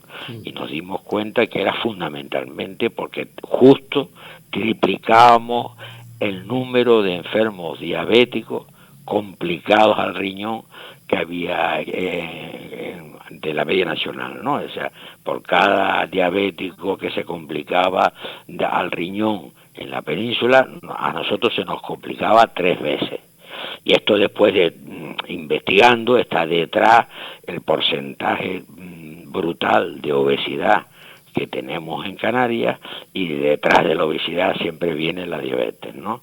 O sea que era un problema realmente social, Javier, ¿no? Social, donde la pobreza era, digamos, la gasolina que ponía en marcha las complicaciones de la diabetes, ¿no? Y esa fue la causa, y es todavía, ¿eh? O sea, no te creas que a pesar de que nuestro programa de trasplante tuvo un éxito tremendo y lo sigue teniendo, y ya trasplanta, aparte de nosotros, está plantando el Hospital Insular de Las Palmas, todavía tenemos un porcentaje de diabéticos complicados muy superior a los de la península. Eso no está resuelto, y no está resuelto porque no se ha resuelto las causas de fondo del problema. Como acabo de decir, problema social, la pobreza, la obesidad y la pobreza están juntas. Me parece que en el último programa hablamos algo de esto, ¿no? Sí. Y claro, detrás de primero viene la pobreza, la mala alimentación por tener poco acceso a la comida sana y entullarte de comida procesada te engorda. Engordar al cabo de muy pocos años implica aumento de azúcar, diabetes, la diabetes se te complica porque el mejor tratamiento que hay para ella es la comida. La dieta no la puede hacer la gente la mayoría de las veces porque no tiene recursos para eso, y entonces se nos complica. Esa es, digamos, el terrible, digamos, círculo vicioso en lo que estamos metidos en Canarias. Esa es la cuestión. Y entonces, Benito, en ese momento que afrontan esa historia pensando, a ver, ¿cuál es el problema que hay aquí? ¿Por qué nos ocurre esto aquí? ¿Y por qué nos ocurre tanto? ¿Cómo empiezan ustedes a mover los hilos hasta llegar me di cuenta, a ese claro, yo me di cuenta como responsable, ¿no? Como jefe de servicio, porque los nefrólogos somos los que tenemos los enfermos en diálisis, los que lidiamos todos los días con los enfermos, digamos, de la diabetes complicada del riñón, ¿no? Lo que se llama nefropatía diabética. Entonces yo me di cuenta que el enfermo canario tenía muy pocas posibilidades de trasplantarse. ¿Por qué? Primero, porque te estoy hablando de aquellos años, finales de los 70, del año 80, empezamos a prepararlo en el año 78, 79 y 80 lo estuvimos preparando, y después trasplantamos, como ya tú sabes, en el 81. Entonces yo me di cuenta que el enfermo canario, por la distancia tan tremenda que teníamos desde la península, pues ya sabes, 1.800 kilómetros, 2.000 kilómetros y tal, el tiempo que se tardaba en conseguir, digamos, un riñón, y el tiempo que se trataba en trasladar los enfermos, y si conseguíamos nosotros riñones a la península, era en aquel tiempo inviable. Se pasaba muchísimo tiempo. Entonces no nos quedaba más remedio, si queríamos que trasplantar a nuestros enfermos, que el canario se beneficiara de un programa de trasplante, otro remedio que hacerlo nosotros. Lo que pasa es que en aquellos tiempos meterte en un programa, digamos, relativamente complicado, ya no se ve tanto, ¿verdad?, en estos años, pero en aquel tiempo era una utopía, ¿no? Date cuenta que en aquellos años, cuando una persona que tenía posibles, claro, se ponía enfermo de verdad, no solamente del riñón, sino de otras muchas enfermedades, cogía el avión y se largaba para la península. Claro. Entonces aquí eso sonaba a cuento de hada. Oye, ¿cómo que te voy a trasplantar aquí en Canarias y tal? Bueno, pues nosotros le echamos voluntarismo, le echamos ilusión, nos tomamos como un reto y dijimos, oye, aquí nosotros vamos a trasplantar como sea. Ustedes fueron una especie de Louis Armstrong cuando fueron a la Luna, pues sí, de alguna manera. Claro, exacto, ¿no? Era como un viaje sideral aquello, claro, ¿no? Claro. La gente no se lo creía, ¿no? Entonces empezamos a trabajar al Cabildo de Tenerife, que en aquel tiempo no era de la Seguridad Social, del hospital, sino era del Cabildo, a trabajarlo y tal. Empezamos a darle coñazo a la gerencia, al director médico en aquel tiempo era don José Carlos Alberto. Empezamos a conseguir que los jueces entendieran lo que era el concepto de muerte cerebral, es decir, cuando ya el cerebro se te queda sin sangre, tú estás muerto, no hay vuelta atrás. aunque el corazón lata un poquito, ¿no? Eso se llama muerte cerebral, ¿no? Y es el momento ideal para extraer los riñones de los cadáveres, ¿no? Eso los jueces todavía no lo tenían bien metido en la cabeza, no lo tenían integrado. Y ahí nos echó una mano fundamental, que yo se lo agradezco, pero vivamente desde aquí, porque después, bueno, nos hemos convertido en amigos, a un juez que estaba en ICO de los Vinos, que era don Eligio Hernández. Hombre. Don Eligio Hernández, que tú sabes que después se convirtió en fiscal general, ¿no? Sí. De la nación y tal, y ese nos echó, digamos, actuando sobre los compañeros, sobre los otros jueces, una mano tremenda para darnos permiso para sacar los riñones en esas condiciones. O sea que él abrió campo, porque si no hubiera abierto campo... Sí, ¿no? sí, fue fundamental. Él y un profesor de medicina legal, don José Luis González Iglesias, que era, bueno, pues el encargado de hacer todas las autopsias, tú sabes, la medicina legal, ¿no? Y él también actuó con el resto del equipo de los médicos forenses de Tenerife para facilitarnos la labor, ¿no? Para decir, no, mira, este cadáver, por favor, puede ser donante de órganos, tenemos que cogerle los riñones, extraérselo y tal, en ese momento de muerte cerebral, porque es cuando está en mejores condiciones, pues como para después, para trasplantarlo, ¿no?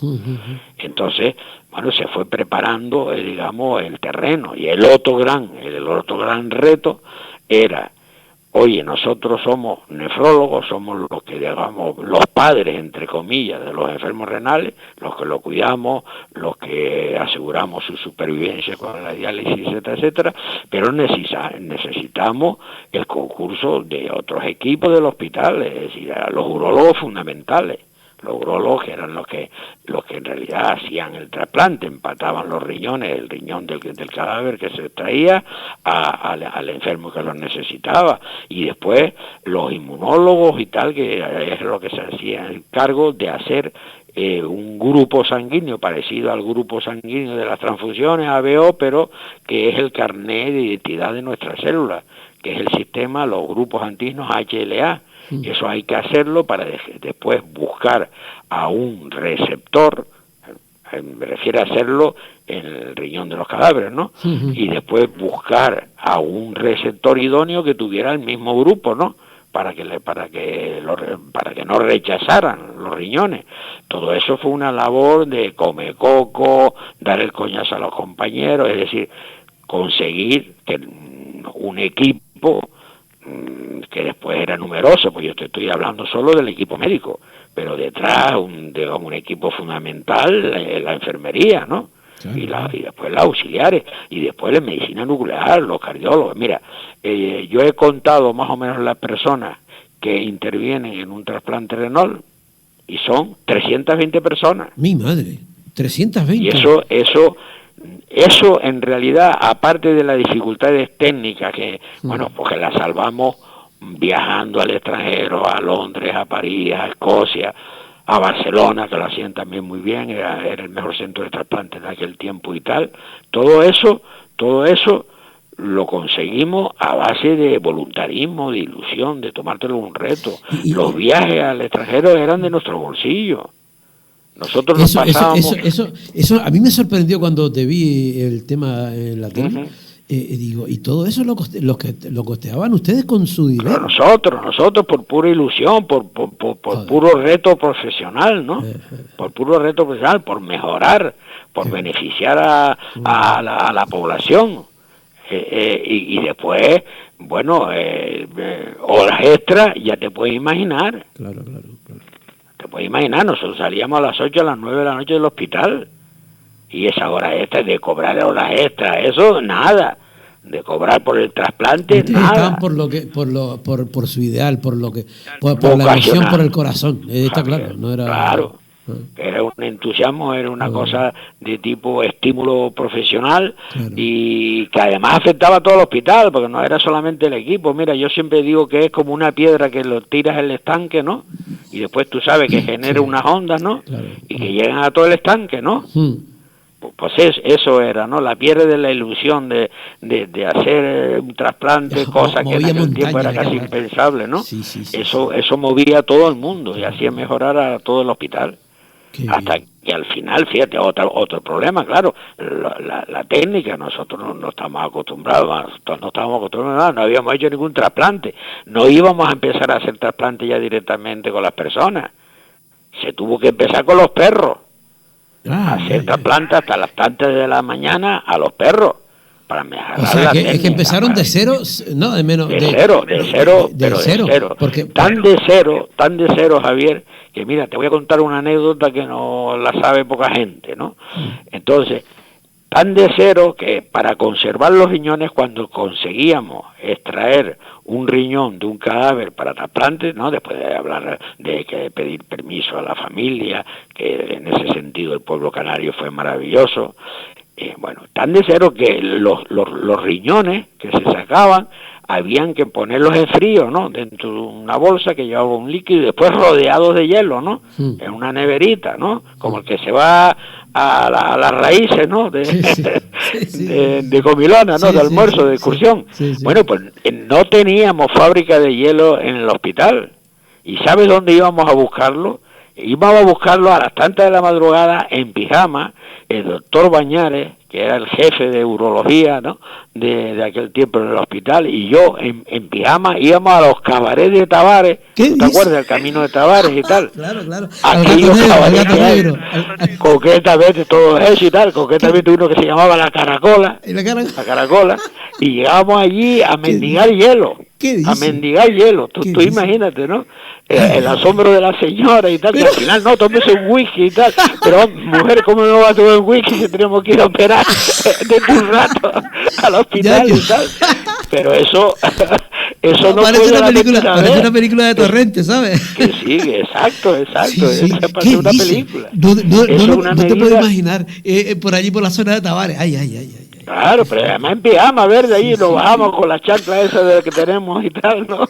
Y el pijama y demás. Y yo, pues mire y tal. Ya, coño, después doña Antonia ya era más amiga que la mar, ¿no? Ya la llamaba por teléfono y doña Antonia, coño, nos daba una neverita llena de hielo, ¿sabes?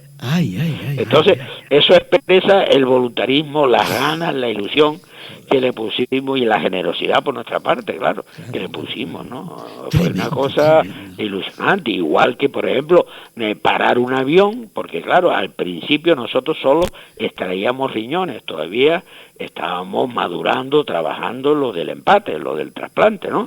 Entonces, primero sacábamos riñones a los cadáveres y entonces esos riñones los mandábamos a centros acreditados de la península y del mundo para ver qué tal funcionaban, si ellos le daban el visto bueno, porque o sea que el riñón luego tenía que viajar. ¿Perdón? Digo que el riñón luego tenía que viajar, ¿no? Claro, tenía que buscar rápidamente un receptor donde fuera, sobre todo en la península, ¿no? Pero también a veces en extranjero. Y entonces llegamos y teníamos, bueno, con la prisa de sacar el riñón, tú sabes, los permisos, el follón y tal, que no llegaba aquel, que no llegaba el otro, oye, pues resulta que siempre íbamos apurados y lo llevábamos nosotros en nuestro coche, el doctor Bañares y yo, lo llevábamos al aeropuerto. Y más de una vez tuvimos que llamar al jefe de AENA, al otro no sé qué, al gobernador civil, coño, para que parara el avión y que no arrancara hasta que nosotros entregáramos el riñón. ¿Cuánta gente es esencial? Dios mío, estoy pensando una cosa tremenda. Y más de una vez nos paró, porque como íbamos tan rápido, aparte que el doctor Bañales era un fanático del rally, de los coches y tal, el tipo, claro, con la prisa que teníamos se entusiasmaba. Y una vez nos pararon a la salida del Tane de Wilma la Guardia Civil por exceso de velocidad. Y entonces le explicamos por qué íbamos rápido. Y entonces dice, bueno, ve usted ese de rollos y tal. Coño, abra el maletero. Abríamos el maletero y le sacábamos la neverita y le decíamos, mire, ahí hay unos riñones que hay que mandarlos para la península. Tú imagínate el Guardia Civil con la boca abierta, ¿cómo que lleva usted ahí unos riñones? Y tal, ¿no? Entonces, y cuando lo claro, vio, no lo podía ver. Vio que era verdad que ustedes lo llevaban allí, ¿no? Bueno, después ya, coño, se llamaba don Antonio, uno de ellos y tal, y después ya nos tomamos una copa y todas esas cosas y nos descojonamos, ¿no? De risa, pero para que tú veas las ganas de hacer las cosas y cómo cuando tú tienes verdadera ilusión, verdadera vocación por una cosa, oye, tú pasas por delante de lo que haga falta, ¿sabes? Benito, nos faltan 2 minutos. Y yo quiero que me digas cuando hicieron... Claro, si no, mira, a mí me parece súper interesante. No quiero cortarlo aquí. Mira, te llamo el sábado y nos sigues contando porque me parece... porque claro, aún quedan cosas, queda el 23F, quedan muchas cosas. No, queda un montón. Y nos queda un montón. Yo prefiero abrir otro campo a hacer... si te parece, si tú quieres. Sí, estupendo. Y comenzamos, bueno, de todas maneras, llame un par de días antes, por si acaso me surge algo y tal. Sí, vamos a adelantarlo. Yo te llamo a lo largo de la semana, pero vamos a continuar hablando de esta historia porque hay gente que es esencial, tío, que me parece, y anónimo. Ahora me estoy enterando todo lo tuyo, que yo un día te llamé para hablar de una finca que tienes de Granada, pero y resulta que descubrimos tanto detrás, o sea, cuántas cosas tiene cada uno de nosotros y la historia es sacarlo, ¿no? Benito, nada, hacemos un pequeño abrimos paréntesis. ¿No? Esto es como por las novelas aquellas radiofónicas, ¿no? Por entregas, ¿no? Como Simplemente María. Sí. Exacto. ¿Sabes una cosa? Pues claro, ¿sabes una cosa? Que tomé nota ahora de algo que me dijiste, que y yo digo, coño, con 35 años un futbolista está acabado. Pero un médico está empezando, ¿verdad? Claro, tú imagínate. Además, si se dedica a ciertos campos más, ¿no? Claro. Pues nada, pues Benito, un abrazo. Fuerte. Chao, adiós. Vale, hasta luego. Bueno, pues qué interesante. Vamos a ver si podemos hablar con Benito para que nos siga contando esas anécdotas de ese primer trasplante. Está súper interesante. Bueno, ya llegamos al final. Nos vamos, ese saludo cordial, como siempre, para nuestros compañeros de Onda Norte, de Onda Colectiva Canaria, de Radio Tropin en Tenerife. Ese saludo también para oyentes de La Gomera, con Onda Tagoror en Gran Canaria, con Radio Diámetro en Fuerteventura, con Sur FM, La Graciosa y Lanzarote, con Radio Insular. Ese saludo de nuestros compañeros, de María Rodríguez y Asisa Portugués en la producción del programa, de Javi Rodríguez en la selección musical, John Valencia, que estuvo en las redes sociales, en la sala de máquinas José Luis Fernández, y que les habló J.R. Díaz. Los dejo con un temita de Joe Cocker, y nos despedimos 7 días y volvemos de aquí con otro nuevo rompeolas. Chao. Do you have his number? Yeah, I memorized it. Hey, this is Scotto. Deep is on tonight, so leave your name and number, and I'll get back to you. Peace. Hi, Scotto. It's Kelly. Listen, Scotto, dude, man, this is Chris. Look, we want to go to that party tonight, but we don't know where it is. Call me back when you... I want you to call me. He's not home. We'll leave a message. Hot town, summer in the city. Back of my neck getting dirty and gritty. I've been down, isn't it a pity? Doesn't seem to be a shadow in the city. All around, people looking half dead, walking on the sidewalk, hotter than a match head. But at night, it's a different world. Go out and find a girl. Come on, and dance all night. Despite the heat, it will be alright. And baby, don't you know it's a pity the days can be like the night in the summer in the city.